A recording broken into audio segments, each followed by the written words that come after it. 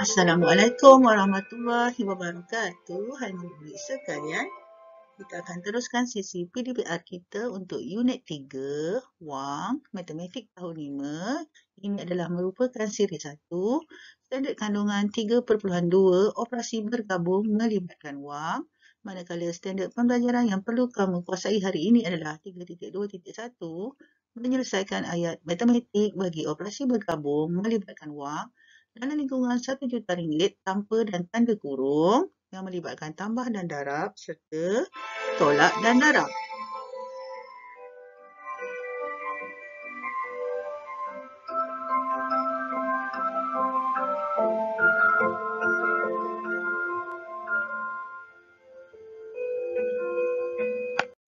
Baiklah murid-murid, kita ingat kembali prinsip operasi bergabung. Okey, operasi bergabung ada dua jenis.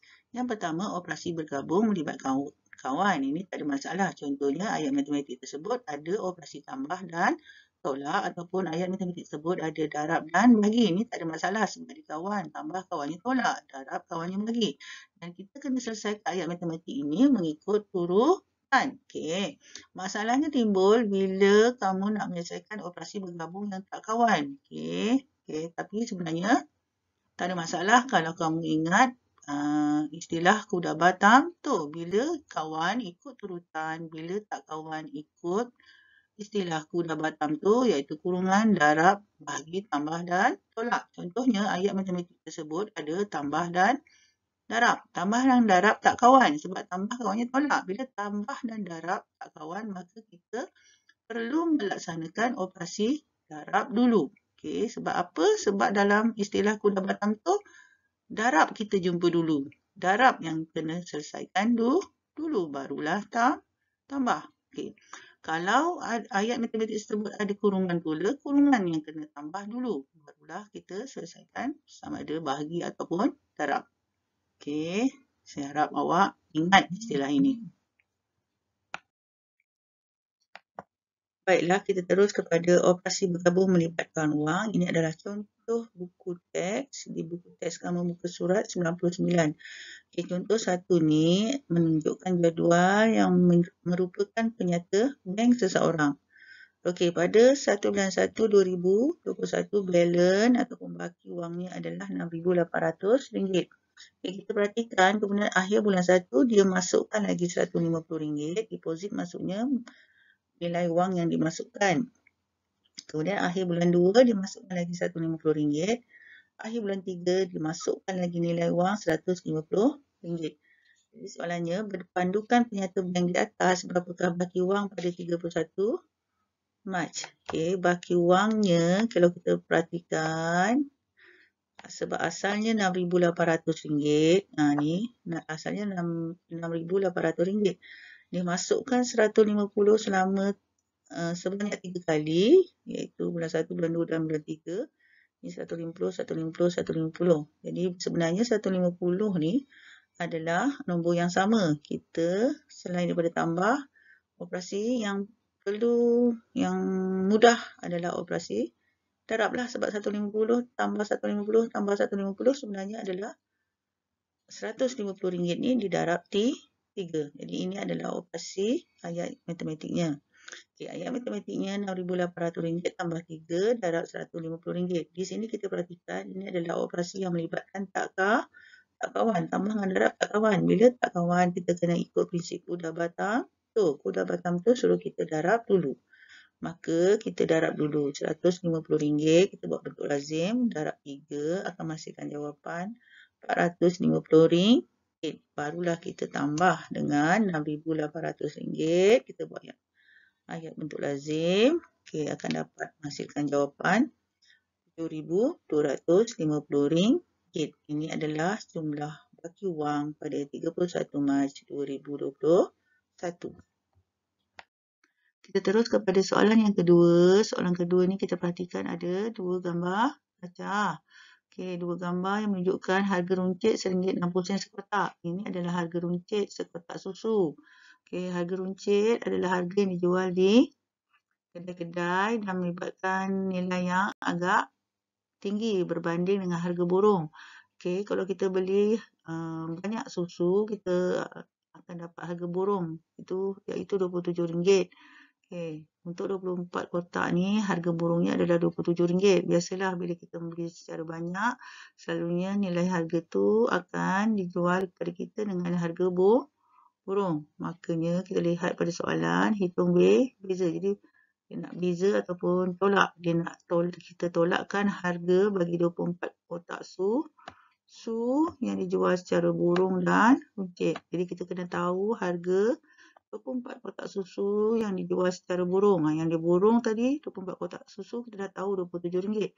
Sekarang yang runcit aja. Jadi harga runcit untuk 24 kotak susu mestilah lebih mahal. Kalau 24 kotak susu, satu kotak susu adalah RM1.6, maka untuk 24 kotak susu yang dijual secara runcit ialah 24 darab RM1.6 tolak dengan harga borong.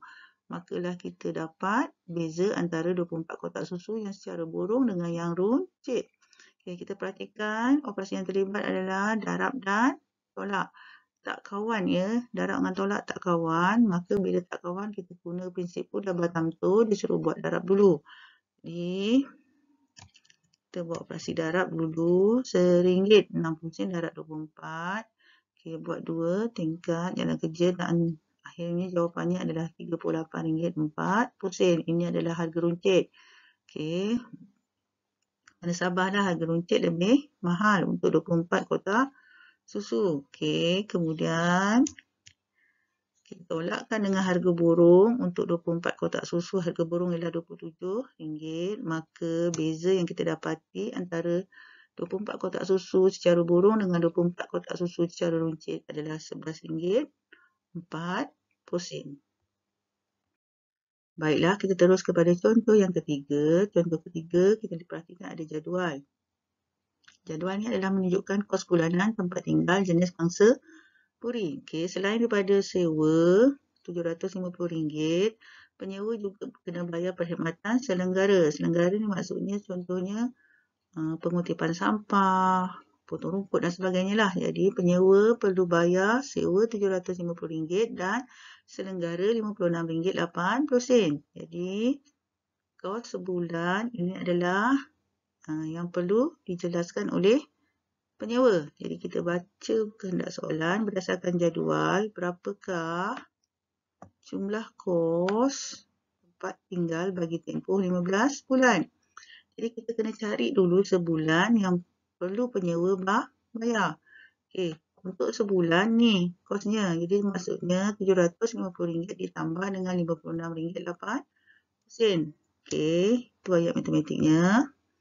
Dah dapat sebulan kena bayar berapa, barulah didarabkan dengan 15 bulan. Sebab 15 bulan adalah nanti melibatkan jumlah nilai yang banyak.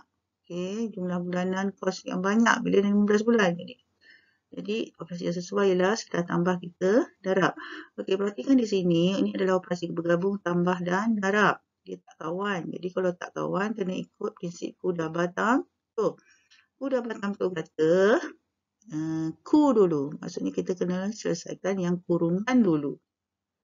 Okey, bila kurungan dan tambah dan darab, kurungan ni buat dulu.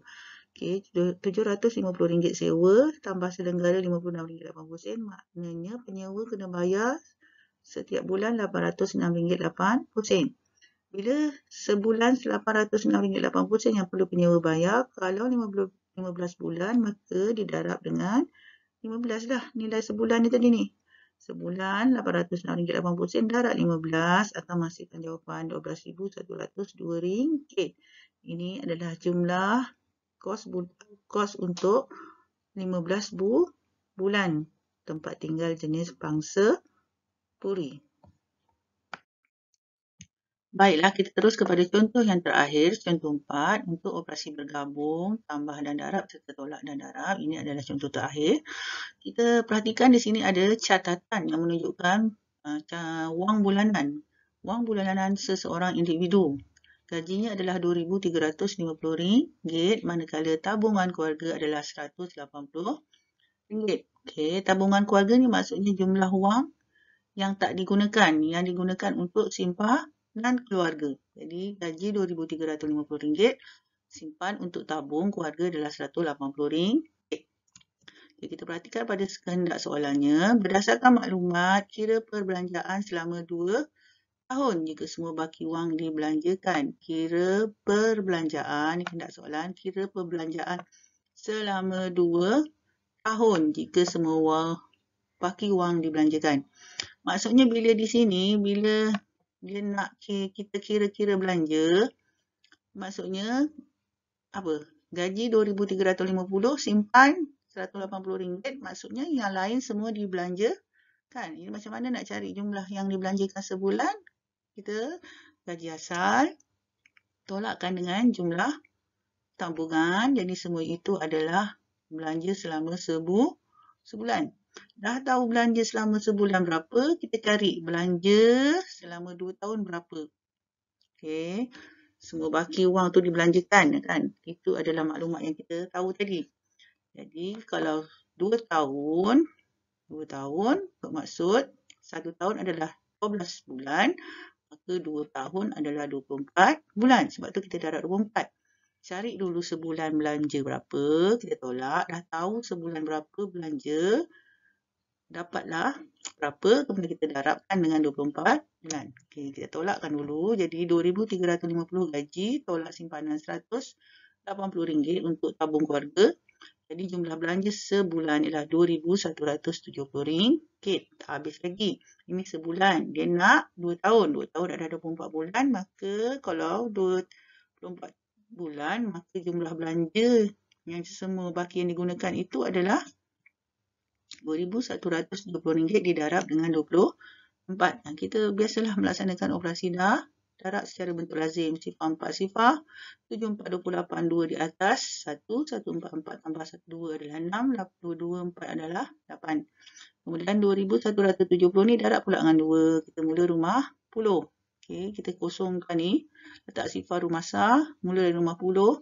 Sifar 2 adalah sifar, 7, 2, 14. Letak 1 di atas 1 ni. 1, 2, 2 tambah 1 adalah 3. 2 adalah 4. Kemudian kita tambahkan, maka perbelanjaan selama 2 tahun, wang yang dibelanjakan adalah RM52,080.